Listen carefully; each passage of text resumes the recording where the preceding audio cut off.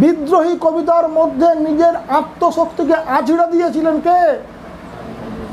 কবি কাজী নজরুল। আত্মশক্তির জাগরণকে সম্বল করে, আত্মশক্তির বিস্ফোরণকে সম্বল করে লিখেছিলেন বিদ্রোহী কবিতা। যে কারণে বাংলা কাব্য কবিতার অঙ্গনে কবির একটা বিশেষ পরিচিতি গড়ে উঠেছে। সেই বিশেষ পরিচিতি হলো কি? বিদ্রোহী কবি।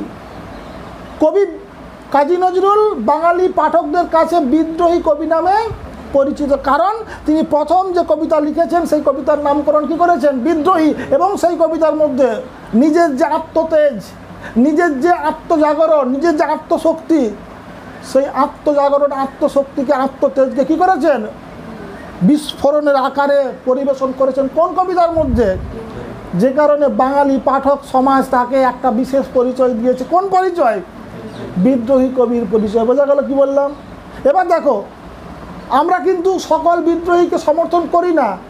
যারা শুভ শক্তিকে বাঁচানোর জন্য বিদ্রোহ করে তাদেরকে আমরা সমর্থন করি। যারা ন্যায়ের পক্ষে বিদ্রোহ করে তাদেরকে আমরা সমর্থন করি। যারা সুবিচারের পক্ষে বিদ্রোহ করে তাদেরকে আমরা সমর্থন করি। কবি বিদ্রোহ করেছিলেন, সেই বিদ্রোহ ছিল শুভর পক্ষে, সেই বিদ্রোহ ছিল ন্যায়ের পক্ষে, সেই বিদ্রোহ ছিল সুবিচারের পক্ষে। যে কারণে কবির সেই বিদ্রোহী আত্মপ্রকাশ সাধারণ পাঠক সমাজ বর্জন করেননি। সাধারণ পাঠক সমাজ সেই বিদ্রোহকে স্বাগত জানিয়েছিল। আর জানিয়েছিল বলেই রবীন্দ্রনাথের পাশে জায়গা দিয়েছিল কাকে? কবি কাজী নজরুল ইসলামকে। বোঝা গেল কি বললাম? তাহলে বাঙালি পাঠক সমাজের কাছে কাজী নজরুল কোন পরিচয়ে পরিচিত? বিদ্রোহী কবি পরিচয়ে পরিচিত। কবি কাজী নজরুলের প্রথম কবিতার নাম কি? বিদ্রোহী কবিতা। সেই বিদ্রোহী কবিতার মধ্যে কবি কি প্রকাশ করেছিলেন? আত্মতেজ, আত্মজাগরণ, আত্মশক্তির বিস্ফোরণ ঘটিয়েছিলেন। কবির বিদ্রোহী আত্মপ্রকাশ ঘটেছে বিদ্রোহী কবিতার মধ্যে, কিন্তু সেই বিদ্রোহ ন্যায়ের পক্ষে, সেই বিদ্রোহ সত্যের পক্ষে, শুভর পক্ষে, সুবিচারের পক্ষে। যে কারণে বাঙালি পাঠক সমাজ সেই বিদ্রোহী আত্মপ্রকাশকে দূরে সরিয়ে রাখেনি। বাঙালি পাঠক সমাজ সেই বিদ্রোহী আত্মপ্রকাশকে স্বাগত জানিয়েছিল। আর সেই স্বাগত জানানোর হাত ধরে কবি প্রতিষ্ঠা অর্জন করেছিলেন বাঙালি পাঠকদের মনোজগতে। বিদ্রোহী কবিতাটি যে কাব্যগ্রন্থের অন্তর্ভুক্ত সেই কাব্যগ্রন্থের নাম অগ্নিবীণা। বিদ্রোহী হচ্ছে প্রথম কবিতা, আর বিদ্রোহী কবিতাটি যে কাব্যগ্রন্থের অন্তর্ভুক্ত তার নাম অগ্নিবীণা। অতএব অগ্নিবীণা হলো কবি কাজী নজরুলের লেখা প্রথম কাব্যগ্রন্থ। প্রথম কাব্যগ্রন্থ কোনটা? অগ্নিবীণা। প্রথম কবিতা কোনটা? বিদ্রোহী। তাহলে বিদ্রোহী কবিতাটি কোন কাব্যগ্রন্থের অন্তর্ভুক্ত? অগ্নিবীণা কাব্যগ্রন্থের অন্তর্ভুক্ত। বোঝা গেল? বিদ্রোহী কবিতাটি যে কাব্যগ্রন্থের অন্তর্ভুক্ত, তোমাদের পাঠ্য কবিতা প্রলয় উল্লাস সেই কাব্যগ্রন্থের অন্তর্ভুক্ত। তাহলে প্রলয় উল্লাস কবিতাটি কোন কাব্যগ্রন্থের অন্তর্ভুক্ত? প্রলয় উল্লাস কবিতাটি অগ্নিবীণা কাব্যগ্রন্থের অন্তর্ভুক্ত। আর অগ্নিবীণা কাব্যগ্রন্থ হলো কবি কাজী নজরুলের প্রথম প্রকাশিত কাব্যগ্রন্থ। কি বললাম? বোঝা গেল? এবার যদি আমরা কবিতার দিকে তাকাই তাহলে প্রথমে আমাদের দৃষ্টি নিক্ষেপ করা উচিত নামকরণের ওপর। কারণ যখন কোনো একটা লেখা প্রথম হাতে আসে, সে কবিতা হোক, সে গল্প হোক, সে নাটক হোক, সে প্রবন্ধ হোক, সে উপন্যাস হোক, যখন কোনো লেখা পাঠকের হাতে আসে, বুদ্ধি খাটিয়ে বলো তো, কবিতা হোক, গল্প হোক, উপন্যাস হোক, নাটক হোক, প্রবন্ধ হোক, যখন কোনো লেখা পাঠকের হাতে আসে বলতো পাঠকের সর্বপ্রথম দৃষ্টি আকর্ষণ করে সেই লেখার কোন প্রসঙ্গটি? একটা লেখা হাতে পেলে, হাতে পাওয়ার সঙ্গে সঙ্গে তুমি পড়তে আরম্ভ করে দাও, পড়তে আরম্ভ করে দেবে। প্রথমেই দেখবে যে লেখাটির নাম কি আছে। তার মানে কি? কোনো একটা লেখা, কবিতা হোক, গল্প হোক, নাটক হোক, প্রবন্ধ হোক, প্রথম যখন পাঠকের হাতে আসে সেই লেখার যে প্রসঙ্গটি পাঠকের মনোজগতে প্রথম আলোড়ন সৃষ্টি করে সেটি হচ্ছে কি? তার নাম, তার নামকরণ। হ্যাঁ কি না? যে কারণে মনে রাখবে সাহিত্যের পর্যালোচনায় নামকরণ বরাবরই কি একটা গুরুত্বপূর্ণ প্রসঙ্গ রূপে বিবেচিত হয়। কি বললাম, বোঝা গেল? কারণ একটা লেখা হাতে আসার পর লেখার যে প্রসঙ্গটি পাঠকের মনোজগতে সর্বপ্রথম আলোড়ন সৃষ্টি করে সেটি কিন্তু কি নামকরণ, হ্যাঁ কি না? যে কারণে সাহিত্যের পর্যালোচনায় অত্যন্ত গুরুত্বের সঙ্গে বিচার্য বিষয় হয়ে ওঠে কি নামকরণ। বোঝা গেল কি বললাম? দেখো ভালো করে বোঝো, নামের মধ্য দিয়ে রচনার মূল ভাব কি হয়? সংক্ষেপে প্রকাশিত হয়। নামটা দেখে আমরা অনুমান করে নিই যে লেখার মধ্যে আমরা কোন ভাব কোন বিষয়টা পেতে চলেছি, হ্যাঁ কি না? সিনেমার নাম বাবা কেন চাকর, পোস্টারে দেখলে লেখা আছে সিনেমার নাম বাবা কেন চাকর। ওই নামটা দেখে সবার মনে হবে যে এই সিনেমার মধ্যে বাবাকে পাবো কোন ভূমিকায়? চাকরের ভূমিকায়। বাবা কেন চাকর সিনেমার নাম দেখেছো কোথায়? পোস্টারে। মনের মধ্যে একটা ভাবনা ভেবে নিয়েছো, চলে গেছো কোথায়? সিনেমা হলে।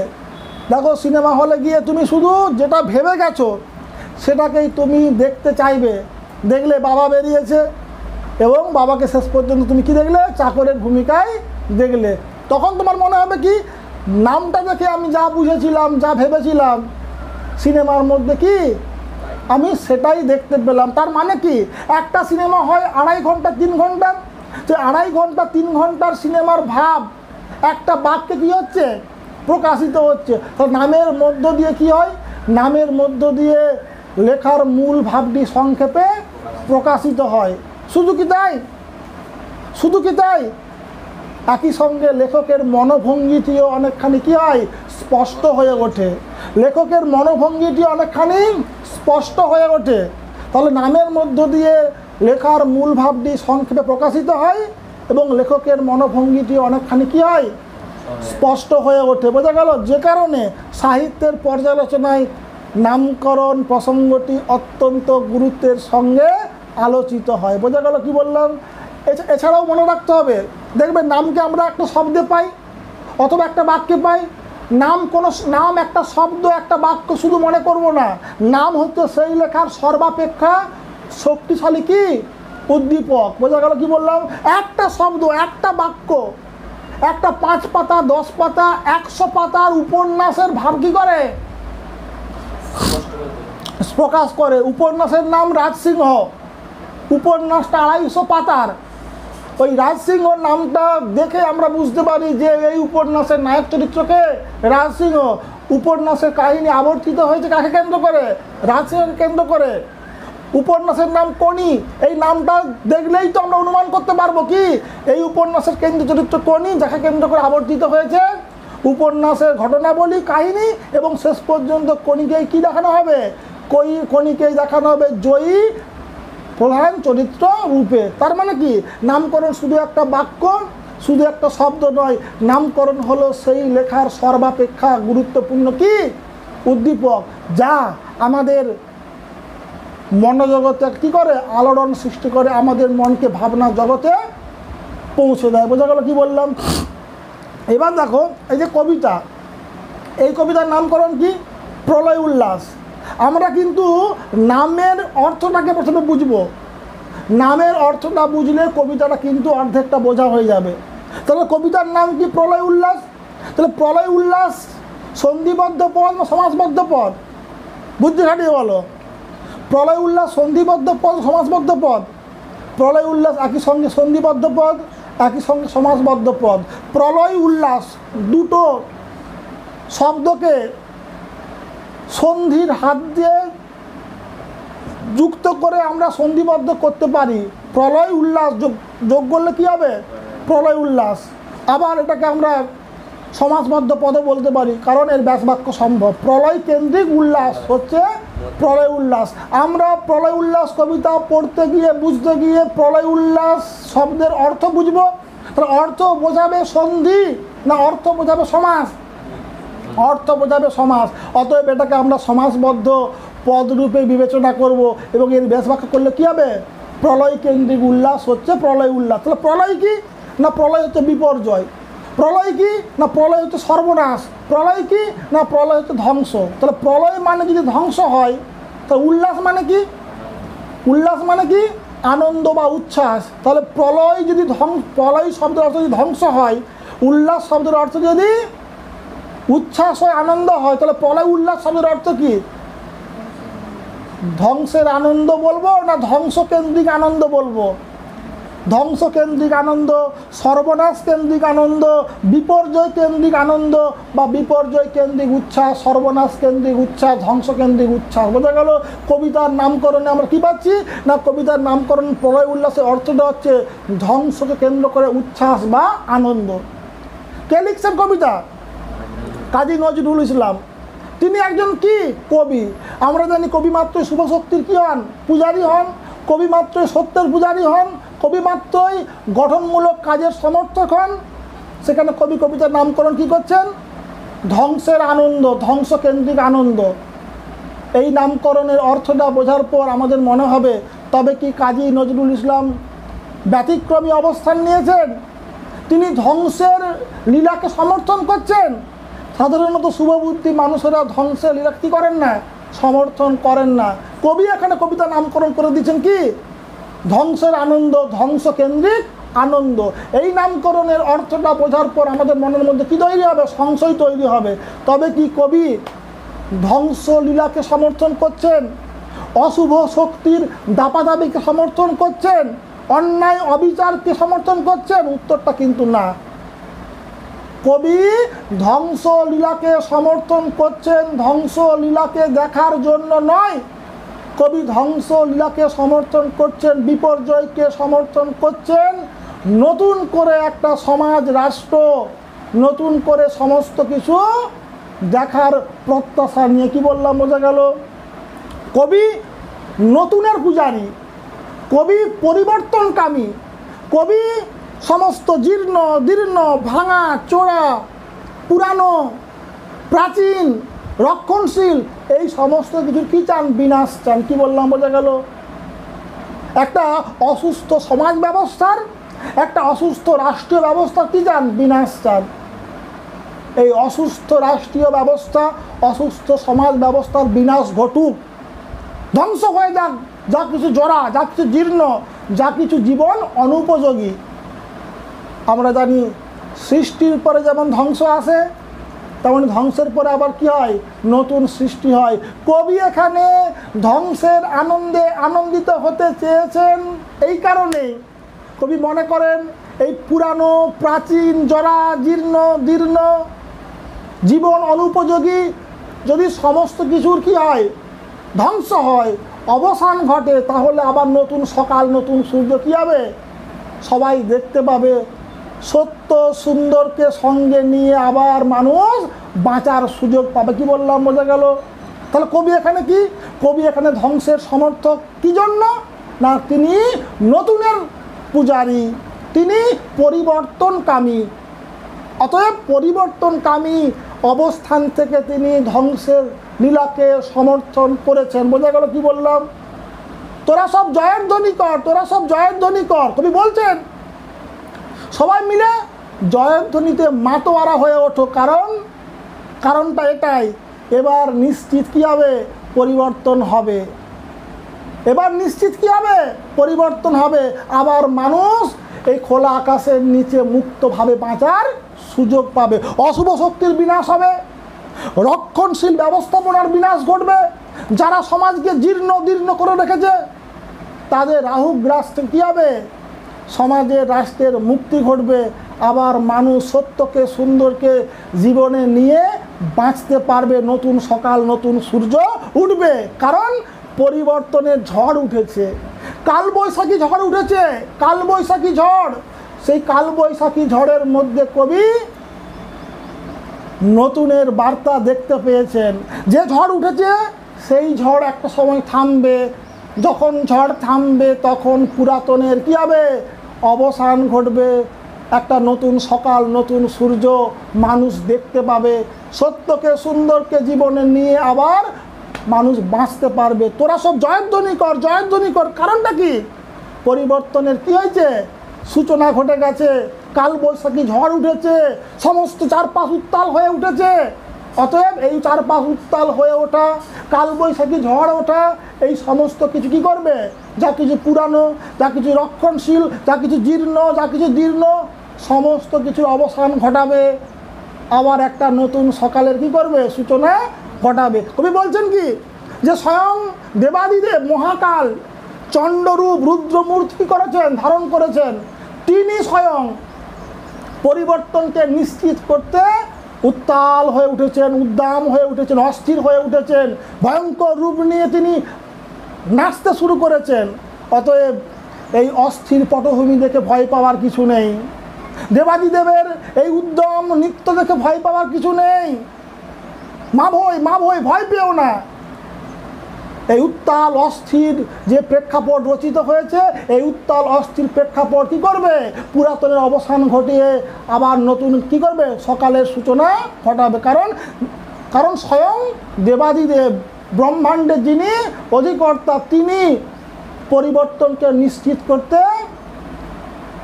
সচেষ্ট হয়েছেন। ভয়ঙ্কর রূপ নিয়ে তিনি পুরাতন ব্যবস্থাপনার জরাজীর্ণ রাষ্ট্রীয় ব্যবস্থা কী করছেন, পরিবর্তন আনতে চেয়েছেন। অতএব বলতে দেখো, সে চির সুন্দর, সে শুধু ধ্বংস করে না, ধ্বংসের পর আবার কী করতে পারে, ধ্বংসের পর আবার সুন্দরকে তার উপযুক্ত স্থানে বসিয়ে পুজো করতে পারে, আবার নতুন করে সব কিছু করতে পারে। তাই প্রত্যেকটা বাড়ির বধূদেরকে বলেছেন, প্রদীপ জ্বালিয়ে কী করো, প্রদীপ জ্বালিয়ে এই পরিবর্তনের যে প্রক্রিয়া চলছে, সেই পরিবর্তনের প্রক্রিয়াতে স্বয়ং দেবাদিদেব কী করছেন, মুখ্য ভূমিকা পালন করছেন। তাকে স্বাগত জানাও, তার প্রচেষ্টাকে কী করো, যার প্রচেষ্টাকে জয়ধ্বনি করো। কারণ তার হাত ধরেই পুরানো জীর্ণ দীর্ঘ সমাজ ব্যবস্থার অবসান ঘটবে, আবার নতুন সমাজ ব্যবস্থা প্রবর্তিত হবে, আবার সব কিছু সুন্দর হয়ে উঠবে আগের মতো। এই কবিতায় কবি ধ্বংসের পক্ষে সওয়াল করেছেন, এই কবিতায় কবি ধ্বংসলীলাকে সমর্থন করেছেন।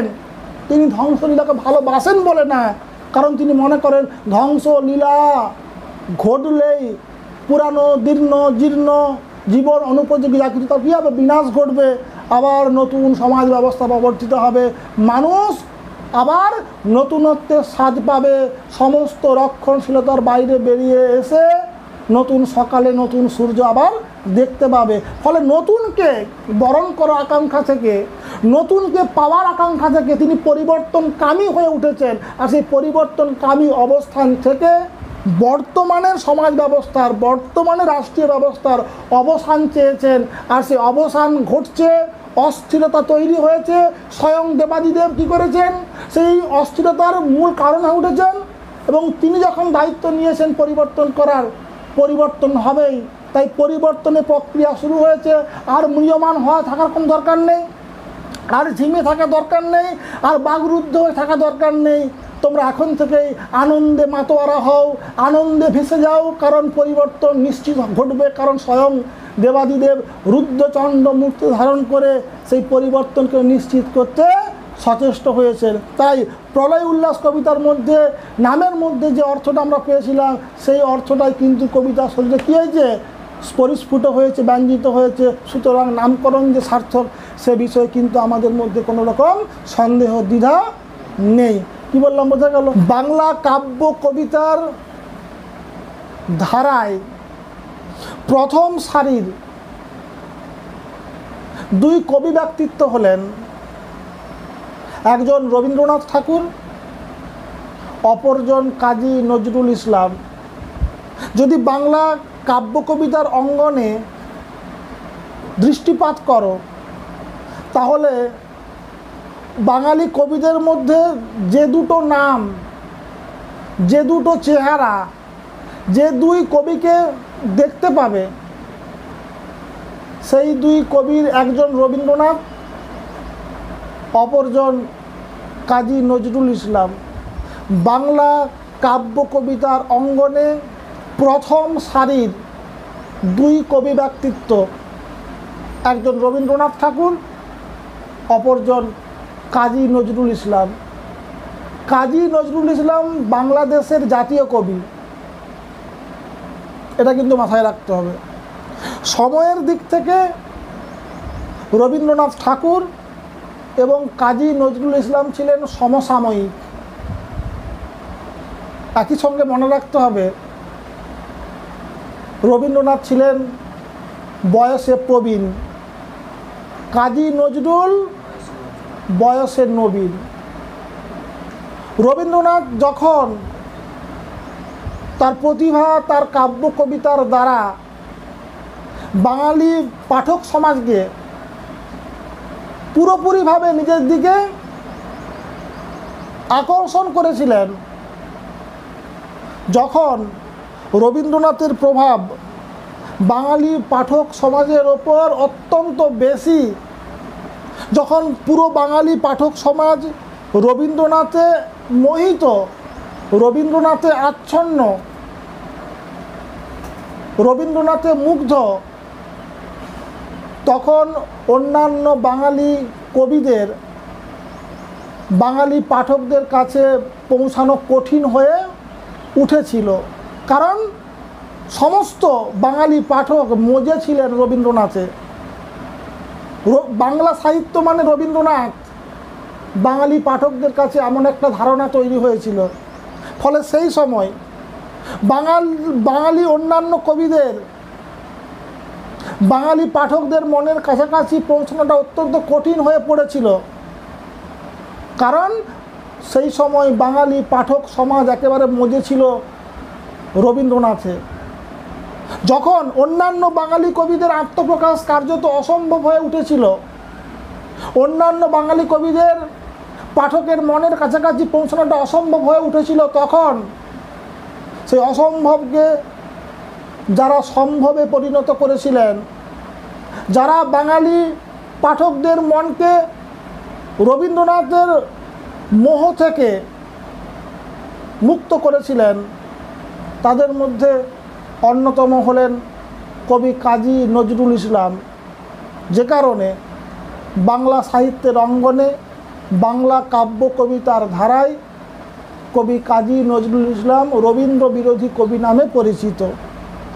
রবীন্দ্র বিরোধী কবি কাজী নজরুল ইসলাম, কিন্তু মনে রাখতে হবে এই বিরোধিতা কিন্তু ব্যক্তিগত বিরোধিতা ছিল না। কবি রবীন্দ্রনাথের সঙ্গে কবি কাজী নজরুলের ব্যক্তিগত কোনো বিরোধিতা ছিল না। হ্যাঁ, বিরোধিতা ছিল, সেটা হচ্ছে ভাবনার বিরোধিতা, জীবন দর্শনের বিরোধিতা। আর সেই ভাবনার বিরোধিতা থেকে, জীবন দর্শনের বিরোধিতা থেকে কবি কাজী নজরুল ইসলাম বাঙালি পাঠক সমাজের কাছে রবীন্দ্র বিরোধী কবি রূপে পরিচিতি পেয়েছিলেন। কি বললাম, বোঝা গেল? যদি কবি কাজী নজরুল রবীন্দ্রনাথের ভাবনার বিরুদ্ধে, রবীন্দ্রনাথের জীবন দর্শনের বিরুদ্ধে গিয়ে না দাঁড়াতেন, তবে কোনোভাবেই একটা বিশেষ প্রতিষ্ঠা তিনি লাভ করতে পারতেন না। যদি রবীন্দ্রনাথে মিশে যেতেন, তাহলে আলাদা করে কিন্তু কাজী নজরুল বাঙালি পাঠকদের মনে চিরস্মরণীয় হয়ে থাকতে পারতেন না। তাই রবীন্দ্রনাথের ভাবনার, রবীন্দ্রনাথের জীবন দর্শনের বিরোধিতা করে যারা সেই সময় আত্মপ্রকাশ করেছিলেন এবং বাঙালি পাঠকদের মনের কাছাকাছি পৌঁছাতে পেরেছিলেন এবং বাঙালি পাঠকদের মনের মধ্যে রবীন্দ্রনাথের পাশে জায়গা করে নিয়েছিলেন, তাদের মধ্যে অন্যতম হলেন কে? কাজী নজরুল ইসলাম। কাজী নজরুলের প্রথম কবিতা বিদ্রোহী কবিতা। আর এই বিদ্রোহী কবিতার মধ্যে কবি কাজী নজরুল কি করলেন না, আত্মপ্রকাশের উপর জোর দিলেন। এক প্রকার নিজের আত্মশক্তির বিস্ফোরণ ঘটালেন। কোন কবিতায়? বিদ্রোহী কবিতায়। মনে রাখবে, বিদ্রোহী কবি কাজী নজরুলের প্রথম কবিতা। প্রথম প্রশ্ন যদি হয় যে কবি কাজী নজরুল কোন কবিতার হাত ধরে কবিরূপে আত্মপ্রকাশ করেছিলেন, উত্তরটা হবে বিদ্রোহী। বিদ্রোহী কবিতার মধ্যে নিজের আত্মশক্তিকে আছড়ে দিয়েছিলেন কে? কবি কাজী নজরুল। আত্মশক্তির জাগরণকে সম্বল করে, আত্মশক্তির বিস্ফোরণকে সম্বল করে লিখেছিলেন বিদ্রোহী কবিতা। যে কারণে বাংলা কাব্য কবিতার অঙ্গনে কবির একটা বিশেষ পরিচিতি গড়ে উঠেছে। সেই বিশেষ পরিচিতি হলো কি? বিদ্রোহী কবি। কবি কাজী নজরুল বাঙালি পাঠকদের কাছে বিদ্রোহী কবি নামে পরিচিত, কারণ তিনি প্রথম যে কবিতা লিখেছেন সেই কবিতার নামকরণ কি করেছেন? বিদ্রোহী। এবং সেই কবিতার মধ্যে নিজের যে আত্মতেজ, নিজের যে আত্মজাগরণ, নিজের যে আত্মশক্তি, সেই আত্মজাগরণ, আত্মশক্তিকে, আত্মতেজকে কি করেছেন? বিস্ফোরণের আকারে পরিবেশন করেছেন। কোন কবিতার মধ্যে? যে কারণে বাঙালি পাঠক সমাজ তাকে একটা বিশেষ পরিচয় দিয়েছে। কোন পরিচয়? বিদ্রোহী কবির পরিচয়। বোঝা গেল কি বললাম? এবার দেখো, আমরা কিন্তু সকল বিদ্রোহীকে সমর্থন করি না। যারা শুভ শক্তিকে বাঁচানোর জন্য বিদ্রোহ করে তাদেরকে আমরা সমর্থন করি। যারা ন্যায়ের পক্ষে বিদ্রোহ করে তাদেরকে আমরা সমর্থন করি। যারা সুবিচারের পক্ষে বিদ্রোহ করে তাদেরকে আমরা সমর্থন করি। কবি বিদ্রোহ করেছিলেন, সেই বিদ্রোহ ছিল শুভর পক্ষে, সেই বিদ্রোহ ছিল ন্যায়ের পক্ষে, সেই বিদ্রোহ ছিল সুবিচারের পক্ষে। যে কারণে কবির সেই বিদ্রোহী আত্মপ্রকাশ সাধারণ পাঠক সমাজ বর্জন করেননি। সাধারণ পাঠক সমাজ সেই বিদ্রোহকে স্বাগত জানিয়েছিল। আর জানিয়েছিল বলেই রবীন্দ্রনাথের পাশে জায়গা দিয়েছিল কাকে? কবি কাজী নজরুল ইসলামকে। বোঝা গেল কি বললাম? তাহলে বাঙালি পাঠক সমাজের কাছে কাজী নজরুল কোন পরিচয়ে পরিচিত? বিদ্রোহী কবি পরিচয়ে পরিচিত। কবি কাজী নজরুলের প্রথম কবিতার নাম কি? বিদ্রোহী কবিতা। সেই বিদ্রোহী কবিতার মধ্যে কবি কি প্রকাশ করেছিলেন? আত্মতেজ, আত্মজাগরণ, আত্মশক্তির বিস্ফোরণ ঘটিয়েছিলেন। কবির বিদ্রোহী আত্মপ্রকাশ ঘটেছে বিদ্রোহী কবিতার মধ্যে, কিন্তু সেই বিদ্রোহ ন্যায়ের পক্ষে, সেই বিদ্রোহ সত্যের পক্ষে, শুভর পক্ষে, সুবিচারের পক্ষে। যে কারণে বাঙালি পাঠক সমাজ সেই বিদ্রোহী আত্মপ্রকাশকে দূরে সরিয়ে রাখেনি। বাঙালি পাঠক সমাজ সেই বিদ্রোহী আত্মপ্রকাশকে স্বাগত জানিয়েছিল। আর সেই স্বাগত জানানোর হাত ধরে কবি প্রতিষ্ঠা অর্জন করেছিলেন বাঙালি পাঠকদের মনোজগতে। বিদ্রোহী কবিতাটি যে কাব্যগ্রন্থের অন্তর্ভুক্ত সেই কাব্যগ্রন্থের নাম অগ্নিবীণা। বিদ্রোহী হচ্ছে প্রথম কবিতা, আর বিদ্রোহী কবিতাটি যে কাব্যগ্রন্থের অন্তর্ভুক্ত তার নাম অগ্নিবীণা। অতএব অগ্নিবীণা হলো কবি কাজী নজরুলের লেখা প্রথম কাব্যগ্রন্থ। প্রথম কাব্যগ্রন্থ কোনটা? অগ্নিবীণা। প্রথম কবিতা কোনটা? বিদ্রোহী। তাহলে বিদ্রোহী কবিতাটি কোন কাব্যগ্রন্থের অন্তর্ভুক্ত? অগ্নিবীণা কাব্যগ্রন্থের অন্তর্ভুক্ত। বোঝা গেল? বিদ্রোহী কবিতাটি যে কাব্যগ্রন্থের অন্তর্ভুক্ত, তোমাদের পাঠ্য কবিতা প্রলয় উল্লাস সেই কাব্যগ্রন্থের অন্তর্ভুক্ত। তাহলে প্রলয় উল্লাস কবিতাটি কোন কাব্যগ্রন্থের অন্তর্ভুক্ত? প্রলয় উল্লাস কবিতাটি অগ্নিবীণা কাব্যগ্রন্থের অন্তর্ভুক্ত। আর অগ্নিবীণা কাব্যগ্রন্থ হলো কবি কাজী নজরুলের প্রথম প্রকাশিত কাব্যগ্রন্থ। কি বললাম? বোঝা গেল? এবার যদি আমরা কবিতার দিকে তাকাই তাহলে প্রথমে আমাদের দৃষ্টি নিক্ষেপ করা উচিত নামকরণের ওপর। কারণ যখন কোনো একটা লেখা প্রথম হাতে আসে, সে কবিতা হোক, সে গল্প হোক, সে নাটক হোক, সে প্রবন্ধ হোক, সে উপন্যাস হোক, যখন কোনো লেখা পাঠকের হাতে আসে, বুদ্ধি খাটিয়ে বলো তো, কবিতা হোক, গল্প হোক, উপন্যাস হোক, নাটক হোক, প্রবন্ধ হোক, যখন কোনো লেখা পাঠকের হাতে আসে বলতো পাঠকের সর্বপ্রথম দৃষ্টি আকর্ষণ করে সেই লেখার কোন প্রসঙ্গটি? একটা লেখা হাতে পেলে, হাতে পাওয়ার সঙ্গে সঙ্গে তুমি পড়তে আরম্ভ করে দাও, পড়তে আরম্ভ করে দেবে। প্রথমেই দেখবে যে লেখাটির নাম কি আছে। তার মানে কি? কোনো একটা লেখা, কবিতা হোক, গল্প হোক, নাটক হোক, প্রবন্ধ হোক, প্রথম যখন পাঠকের হাতে আসে সেই লেখার যে প্রসঙ্গটি পাঠকের মনোজগতে প্রথম আলোড়ন সৃষ্টি করে সেটি হচ্ছে কি? তার নাম, তার নামকরণ। হ্যাঁ কি না? যে কারণে মনে রাখবে সাহিত্যের পর্যালোচনায় নামকরণ বরাবরই কি একটা গুরুত্বপূর্ণ প্রসঙ্গ রূপে বিবেচিত হয়। কি বললাম? বোঝা গেল? কারণ একটা লেখা হাতে আসার পর লেখার যে প্রসঙ্গটি পাঠকের মনোজগতে সর্বপ্রথম আলোড়ন সৃষ্টি করে সেটি কিন্তু কি নামকরণ, হ্যাঁ কি না? যে কারণে সাহিত্যের পর্যালোচনায় অত্যন্ত গুরুত্বের সঙ্গে বিচার্য বিষয় হয়ে ওঠে কি নামকরণ। বোঝা গেল কি বললাম? দেখো ভালো করে বোঝো, নামের মধ্য দিয়ে রচনার মূল ভাব কি হয়? সংক্ষেপে প্রকাশিত হয়। নামটা দেখে আমরা অনুমান করে নিই যে লেখার মধ্যে আমরা কোন ভাব কোন বিষয়টা পেতে চলেছি, হ্যাঁ কি না? সিনেমার নাম বাবা কেন চাকর, পোস্টারে দেখলে লেখা আছে সিনেমার নাম বাবা কেন চাকর। ওই নামটা দেখে সবার মনে হবে যে এই সিনেমার মধ্যে বাবাকে পাবো কোন ভূমিকায়? চাকরের ভূমিকায়। বাবা কেন চাকর সিনেমার নাম দেখেছো কোথায়? পোস্টারে। মনের মধ্যে একটা ভাবনা ভেবে নিয়েছো, চলে গেছো কোথায়? সিনেমা হলে। দেখো সিনেমা হলে গিয়ে তুমি শুধু যেটা ভেবে গেছো সেটাকেই তুমি দেখতে চাইবে। দেখলে বাবা বেরিয়েছে এবং বাবাকে শেষ পর্যন্ত তুমি কি দেখলে? চাকরের ভূমিকায় দেখলে। তখন তোমার মনে হবে কি, নামটা দেখে আমি যা বুঝেছিলাম যা ভেবেছিলাম সিনেমার মধ্যে কি আমি সেটাই দেখতে পেলাম। তার মানে কি, একটা সিনেমা হয় 2.5 ঘন্টা 3 ঘন্টার, যে 2.5 ঘন্টা 3 ঘন্টার সিনেমার ভাব একটা বাক্যে কি হচ্ছে? প্রকাশিত হচ্ছে। তো নামের মধ্য দিয়ে কি হয়? নামের মধ্য দিয়ে লেখার মূল ভাবটি সংক্ষেপে প্রকাশিত হয়। শুধু কি তাই? শুধু কি তাই?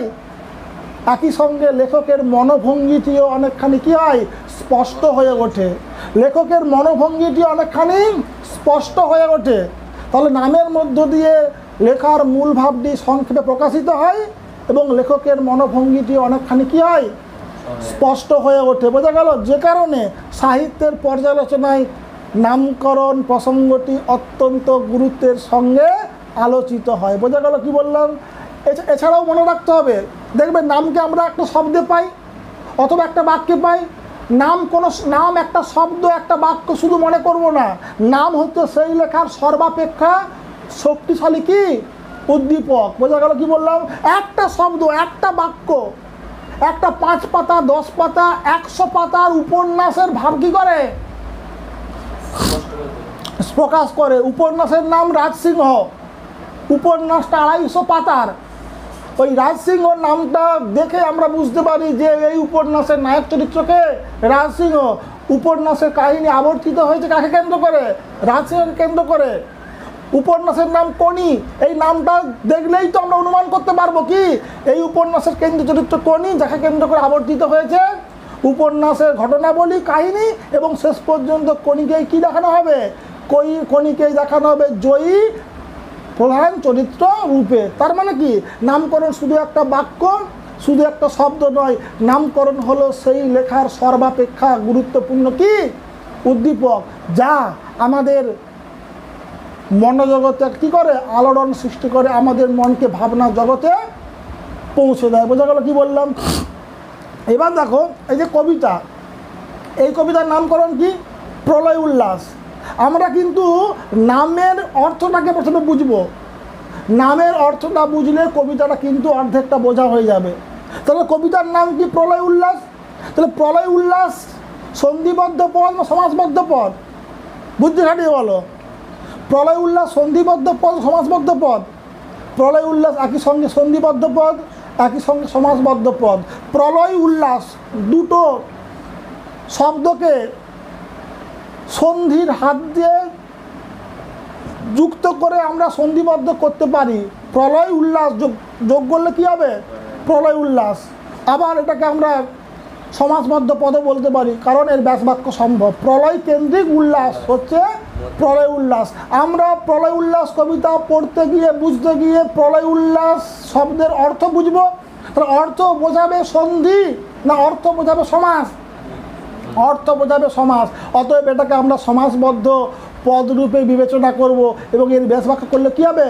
প্রলয় কেন্দ্রিক উল্লাস হচ্ছে প্রলয় উল্লাস। তাহলে প্রলয় কি না প্রলয় হচ্ছে বিপর্যয়? প্রলয় কি না প্রলয় হচ্ছে সর্বনাশ? প্রলয় কি না প্রলয় হচ্ছে ধ্বংস? তাহলে প্রলয় মানে যদি ধ্বংস হয়, তাহলে উল্লাস মানে কি? উল্লাস মানে কি? আনন্দ বা উচ্ছ্বাস। তাহলে প্রলয় যদি প্রলয় শব্দের অর্থ যদি ধ্বংস হয়, উল্লাস শব্দের অর্থ যদি উচ্ছ্বাস হয় আনন্দ হয়, তাহলে প্রলয় উল্লাস শব্দের অর্থ কি? ধ্বংসের আনন্দ বলবো না ধ্বংস কেন্দ্রিক আনন্দ বলবো? ধ্বংস কেন্দ্রিক আনন্দ, সর্বনাশ কেন্দ্রিক আনন্দ, বিপর্যয় কেন্দ্রিক আনন্দ বা বিপর্যয় কেন্দ্রিক উচ্ছ্বাস, সর্বনাশ কেন্দ্রিক উচ্ছ্বাস, ধ্বংস কেন্দ্রিক উচ্ছ্বাস। বোঝা গেল কবিতার নামকরণে আমরা কী পাচ্ছি না, কবিতার নামকরণ প্রলয় উল্লাসের অর্থটা হচ্ছে ধ্বংসকে কেন্দ্র করে উচ্ছ্বাস বা আনন্দ। কে লিখছেন কবিতা? কাজী নজরুল ইসলাম। তিনি একজন কি কবি। আমরা জানি কবি মাত্রই শুভ শক্তির কী হন, পূজারী হন, কবি মাত্রই সত্যের পূজারী হন, কবি মাত্রই গঠনমূলক কাজের সমর্থক হন। সেখানে কবি কবিতার নামকরণ কি করছেন? ধ্বংসের আনন্দ, ধ্বংসকেন্দ্রিক আনন্দ। এই নামকরণের অর্থটা বোঝার পর আমাদের মনে হবে তবে কি কাজী নজরুল ইসলাম ব্যতিক্রমী অবস্থান নিয়েছেন? তিনি ধ্বংসের লীলাকে সমর্থন করছেন। সাধারণত শুভবুদ্ধি মানুষেরা ধ্বংসের লীলা কী করেন না, সমর্থন করেন না। কবি এখানে কবিতা নামকরণ করে দিচ্ছেন কি ধ্বংসের আনন্দ, ধ্বংসকেন্দ্রিক আনন্দ। এই নামকরণের অর্থটা বোঝার পর আমাদের মনের মধ্যে কী তৈরি হবে? সংশয় তৈরি হবে। তবে কি কবি ধ্বংসলীলাকে সমর্থন করছেন, অশুভ শক্তির দাপাদাপিকে সমর্থন করছেন, অন্যায় অবিচারকে সমর্থন করছেন? উত্তরটা কিন্তু না। কবি ধ্বংসলীলাকে সমর্থন করছেন ধ্বংসলীলাকে দেখার জন্য নয়, কবি ধ্বংসলীলাকে সমর্থন করছেন, বিপর্যয়কে সমর্থন করছেন নতুন করে একটা সমাজ রাষ্ট্র, নতুন করে সমস্ত কিছু দেখার প্রত্যাশা নিয়ে। কি বললাম বোঝা গেল? কবি নতুনের পূজারী, কবি পরিবর্তনকামী, কবি সমস্ত জীর্ণ দীর্ণ ভাঙা চোরা পুরানো প্রাচীন রক্ষণশীল এই সমস্ত কিছুর কী চান? বিনাশ চান। কি বললাম বোঝা গেল? একটা অসুস্থ সমাজ ব্যবস্থার, একটা অসুস্থ রাষ্ট্রীয় ব্যবস্থা কী চান? বিনাশ চান। এই অসুস্থ রাষ্ট্রীয় ব্যবস্থা, অসুস্থ সমাজ ব্যবস্থার বিনাশ ঘটুক, ধ্বংস হয়ে যাক যা কিছু জরা, যা কিছু জীর্ণ, যা কিছু জীবন অনুপযোগী। আমরা জানি সৃষ্টির পরে যেমন ধ্বংস আসে তেমন ধ্বংসের পরে আবার কি হয়? নতুন সৃষ্টি হয়। কবি এখানে ধ্বংসের আনন্দে আনন্দিত হতে চেয়েছেন। এই কারণে কবি মনে করেন এই পুরানো প্রাচীন জরা জীর্ণ দীর্ণ জীবন অনুপযোগী যদি সমস্ত কিছুর কি হয়? ধ্বংস হয়, অবসান ঘটে, তাহলে আবার নতুন সকাল নতুন সূর্য কী হবে? সবাই দেখতে পাবে। সত্য সুন্দরকে সঙ্গে নিয়ে আবার মানুষ বাঁচার সুযোগ পাবে। কি বললাম বোঝা গেল? তাহলে কবি এখানে কি? কবি এখানে ধ্বংসের সমর্থক। কী জন্য না, তিনি নতুনের পূজারী, তিনি পরিবর্তনকামী। অতএব পরিবর্তনকামী অবস্থান থেকে তিনি ধ্বংসের লীলাকে সমর্থন করেছেন। বোঝা গেল? কি বললাম? তোরা সব জয়ের ধ্বনি কর, তোরা সব জয়ের ধ্বনি কর। কবি বলছেন সবাই মিলে জয়ের ধ্বনিতে মাতোয়ারা হয়ে ওঠো। কারণটা এটাই, এবার নিশ্চিত কী হবে? পরিবর্তন হবে। এবার নিশ্চিত কী হবে? পরিবর্তন হবে। আবার মানুষ এই খোলা আকাশের নিচে মুক্তভাবে বাঁচার সুযোগ পাবে। অশুভ শক্তির বিনাশ হবে, রক্ষণশীল ব্যবস্থাপনার বিনাশ ঘটবে। যারা সমাজকে জীর্ণ দীর্ণ করে রেখেছে তাদের রাহুগ্রাস কী হবে? সমাজের রাষ্ট্রের মুক্তি ঘটবে। আবার মানুষ সত্যকে সুন্দরকে জীবনে নিয়ে বাঁচতে পারবে। নতুন সকাল নতুন সূর্য উঠবে। কারণ পরিবর্তনের ঝড় উঠেছে, কালবৈশাখী ঝড় উঠেছে, কালবৈশাখী ঝড়। সেই কালবৈশাখী ঝড়ের মধ্যে কবি নতুনের বার্তা দেখতে পেয়েছেন। যে ঝড় উঠেছে সেই ঝড় একটা সময় থামবে। যখন ঝড় থামবে তখন পুরাতনের কী হবে? অবসান ঘটবে। একটা নতুন সকাল নতুন সূর্য মানুষ দেখতে পাবে। সত্যকে সুন্দরকে জীবনে নিয়ে আবার মানুষ বাঁচতে পারবে। তোরা সব জয়ধ্বনি কর, জয়ধ্বনি কর। কারণটা কি? পরিবর্তনের কি হয়েছে? সূচনা ঘটে গেছে। কালবৈশাখী ঝড় উঠেছে, সমস্ত চারপাশ উত্তাল হয়ে উঠেছে। অতএব এই চারপাশ উত্তাল হয়ে ওঠা, কালবৈশাখী ঝড় ওঠা, এই সমস্ত কিছু কী করবে?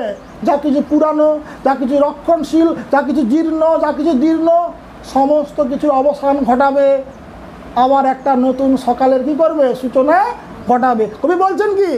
যে স্বয়ং দেবাদিদেব মহাকাল চণ্ডরূপ রুদ্রমূর্তি করেছেন, ধারণ করেছেন, তিনি স্বয়ং পরিবর্তনকে নিশ্চিত করতে উত্তাল হয়ে উঠেছেন, উদ্দাম হয়ে উঠেছেন, অস্থির হয়ে উঠেছেন, ভয়ঙ্কর রূপ নিয়ে তিনি নাচতে শুরু করেছেন। অতএব এই অস্থির পটভূমি দেখে ভয় পাওয়ার কিছু নেই, দেবাদিদেবের এই উদ্যম নৃত্য দেখে ভয় পাওয়ার কিছু নেই। মা ভয়, ভয় পেও না। এই উত্তাল অস্থির যে প্রেক্ষাপট রচিত হয়েছে, এই উত্তাল অস্থির প্রেক্ষাপট কি করবে? পুরাতনের অবসান ঘটিয়ে আবার নতুন কি করবে? সকালের সূচনা ঘটাবে। কারণ স্বয়ং দেবাদিদেব, ব্রহ্মাণ্ডের যিনি অধিকর্তা, তিনি পরিবর্তনকে নিশ্চিত করতে সচেষ্ট হয়েছেন। ভয়ঙ্কর রূপ নিয়ে তিনি পুরাতন ব্যবস্থাপনার এই জরাজীর্ণ রাষ্ট্রীয় ব্যবস্থা কী করছেন? পরিবর্তন আনতে চেয়েছেন। অতএব বলতে দেখো, সে চির সুন্দর, সে শুধু ধ্বংস করে না, ধ্বংসের পর আবার কী করতে পারে? ধ্বংসের পর আবার সুন্দরকে তার উপযুক্ত স্থানে বসিয়ে পুজো করতে পারে, আবার নতুন করে সব কিছু করতে পারে। তাই প্রত্যেকটা বাড়ির বধূদেরকে বলেছেন, প্রদীপ জ্বালিয়ে কী করো? প্রদীপ জ্বালিয়ে এই পরিবর্তনের যে প্রক্রিয়া চলছে, সেই পরিবর্তনের প্রক্রিয়াতে স্বয়ং দেবাদিদেব কী করছেন? মুখ্য ভূমিকা পালন করছেন। তাকে স্বাগত জানাও, তার প্রচেষ্টাকে কী করো? যার প্রচেষ্টাকে জয়ধ্বনি করো। কারণ তার হাত ধরেই পুরানো জীর্ণ দীর্ঘ সমাজ ব্যবস্থার অবসান ঘটবে, আবার নতুন সমাজ ব্যবস্থা প্রবর্তিত হবে, আবার সব কিছু সুন্দর হয়ে উঠবে আগের মতো। এই কবিতায় কবি ধ্বংসের পক্ষে সওয়াল করেছেন, এই কবিতায় কবি ধ্বংসলীলাকে সমর্থন করেছেন। তিনি ধ্বংসলীলাকে ভালোবাসেন বলে না, কারণ তিনি মনে করেন ধ্বংসলীলা ঘটলেই পুরানো দীর্ণ জীর্ণ জীবন অনুপযোগী যা কিছু তার কী হবে? বিনাশ ঘটবে, আবার নতুন সমাজ ব্যবস্থা প্রবর্তিত হবে, মানুষ আবার নতুনত্বের স্বাদ পাবে, সমস্ত রক্ষণশীলতার বাইরে বেরিয়ে এসে নতুন সকালে নতুন সূর্য আবার দেখতে পাবে। ফলে নতুনকে বরণ করার আকাঙ্ক্ষা থেকে, নতুনকে পাওয়ার আকাঙ্ক্ষা থেকে তিনি পরিবর্তনকামী হয়ে উঠেছেন। আর সেই পরিবর্তনকামী অবস্থান থেকে বর্তমানের সমাজ ব্যবস্থার, বর্তমানের রাষ্ট্রীয় ব্যবস্থার অবসান চেয়েছেন। আর সেই অবসান ঘটছে, অস্থিরতা তৈরি হয়েছে। স্বয়ং দেবাদিদেব কী করেছেন? সেই অস্থিরতার মূল কারণ হয়ে উঠেছেন, এবং তিনি যখন দায়িত্ব নিয়েছেন পরিবর্তন করার, পরিবর্তন হবেই। তাই পরিবর্তনের প্রক্রিয়া শুরু হয়েছে। আর ম্রিয়মান হওয়া থাকার কোনো দরকার নেই, আর ঝিমে থাকা দরকার নেই, আর বাগরুদ্ধ হয়ে থাকা দরকার নেই। তোমরা এখন থেকেই আনন্দে মাতোয়ারা হও, আনন্দে ভেসে যাও, কারণ পরিবর্তন নিশ্চিত ঘটবে। কারণ স্বয়ং দেবাদিদেব রুদ্রচণ্ড মূর্তি ধারণ করে সেই পরিবর্তনকে নিশ্চিত করতে সচেষ্ট হয়েছেন। তাই প্রলয় উল্লাস কবিতার মধ্যে নামের মধ্যে যে অর্থটা আমরা পেয়েছিলাম, সেই অর্থটাই কিন্তু কবিতার শরীরে কী হয়েছে? পরিস্ফুট হয়েছে, ব্যঞ্জিত হয়েছে। সুতরাং নামকরণ যে সার্থক, সে বিষয়ে কিন্তু আমাদের মধ্যে কোনো রকম সন্দেহ দ্বিধা নেই। কী বললাম, বোঝা গেল? এই হচ্ছে কবিতার মূল বক্তব্য।